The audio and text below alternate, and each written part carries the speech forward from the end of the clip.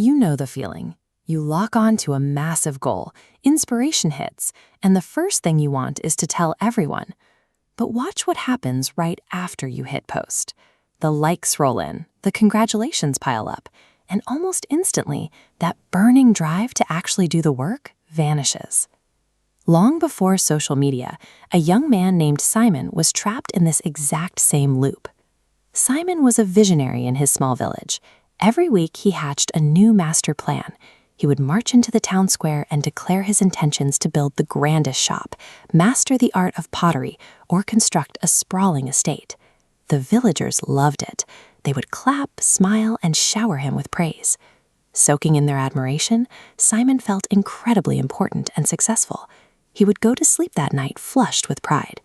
But the next morning, when it was time to actually pick up the tools and begin the grueling work, a strange, heavy exhaustion pinned him to his bed.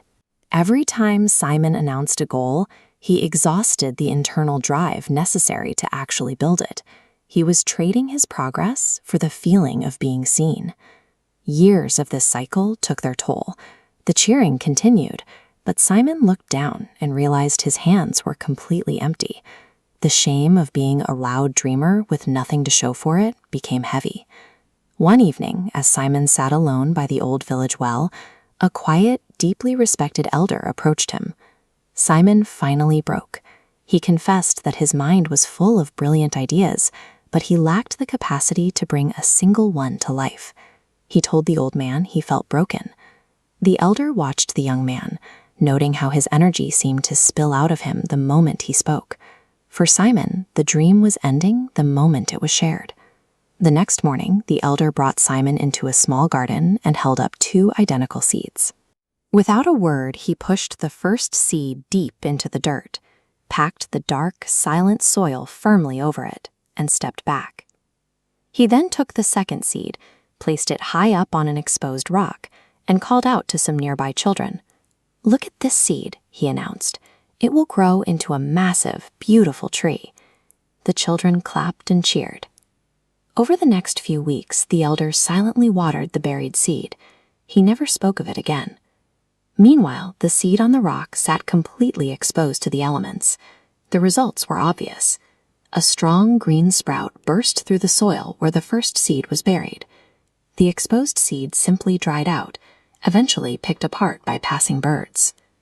Like a seed, raw ambition needs the dark, quiet isolation of the soil to build roots. Dragging it into the light of public opinion before it has time to grow guarantees it will wither. Psychologists identify this behavioral loop as premature validation. When you share a new goal, you experience an immediate social reward. A sharp spike in dopamine floods your brain just from the act of opening your mouth. Our neurology contains a specific glitch. Your brain struggles to distinguish between the cheap praise you get for sharing an idea and the genuine reward of actually doing the work. It checks off the completed box by mistake. The moment you feel that false sense of achievement, the physiological drive and hunger you need to endure the friction of real labor evaporates. Every time you announce a plan, you are literally spending the exact energy required to achieve the goal on the announcement itself. Simon finally understood the mechanics of his own failure. That night, he chose a single mundane task. He was going to build a wooden chair. This time, he isolated his intention completely. He told absolutely no one. Working in the shadows was entirely different. Without an audience, the performative pressure was gone. There was no cheap praise to mask the sting of his mistakes when the wood splintered or a joint didn't align. Stripped of external validation, he was forced to rely solely on quiet, internal discipline. Day after day, week after week, he sanded, shaped, and corrected his work. By starving his ego of premature applause, Simon cultivated the endurance necessary to bridge the gap between a fragile idea and a physical reality. When the chair was finally finished, Simon sat down on the smooth wood. The pride he felt in that moment was anchored in physical evidence rather than hollow words. The village only found out about his project when a neighbor spotted the completed chair sitting on his porch. Over the years, he quietly built tables, shelves, and stools, becoming a respected craftsman whose actions spoke entirely for him. Your new ideas are fragile. When you feel that initial surge of inspiration, protect it from the spotlight of casual conversation and social media. Starve the desire to be perceived as a dreamer.